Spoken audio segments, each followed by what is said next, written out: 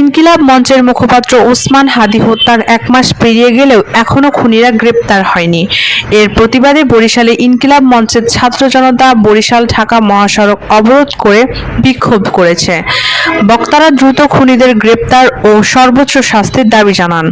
অবরোধে দুর্ভোগে পড়ে সাধারণ মানুষ ও শত শত যানবাহন। বিস্তারিত দেখুন আমাদের বরিশাল জেলা প্রতিনিধি মোহাম্মদ নূরে আলমের প্রতিবেদনে।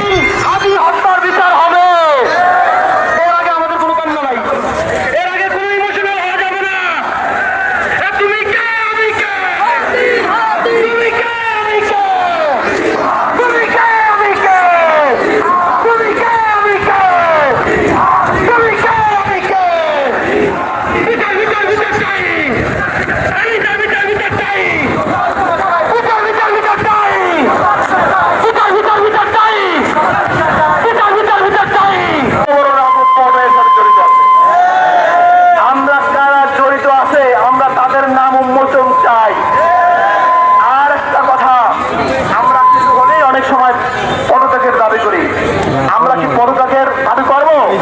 পদত্যাগের দাবি করলেও বেঁচে যায়, কথা বলেন ঠিক কিনা? পদত্যাগ করে সেই ভিত্তিক নিয়ে চলে যাবে। আমরা কি সেই সুযোগ দেবো?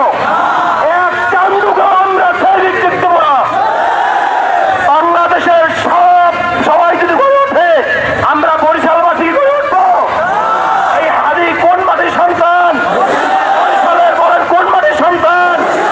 আমরা বরিশালবাসী ঘোষণা করতে চাই, পৃথিবীর কোন মানুষ যদি হাদী হত্যার বিচার না চায়, এই বরিশালবাসী রাজপথে থাকবে ইনশাআল্লাহ।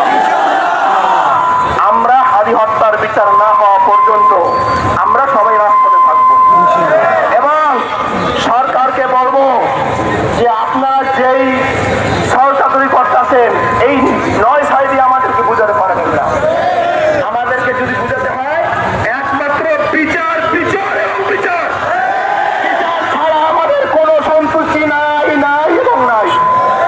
আমি আমার হাদীর পরিবার থেকে আপনাদেরকে আশ্বস্ত করতে চাই, ওসমান হাদীকে হাজার হাজার কোটির প্রলোভন দেখিয়েও কেউ তাকে কিনতে পারে নাই।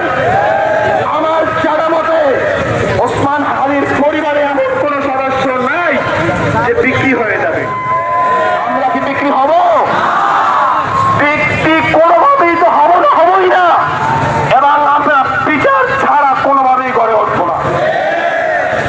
আমরা হাদীর কাছ থেকে যে শিক্ষা পেয়েছি সেই শিক্ষাটা আমরা যুগ যুগ ধরে চালিয়ে যাব এবং ওসমান হাদীর যেই স্বপ্ন ছিল সেই স্বপ্নকে বাস্তবায়নের জন্য আমরা যার যার জায়গা থেকে কাজ করবো ইনশাআল্লাহ।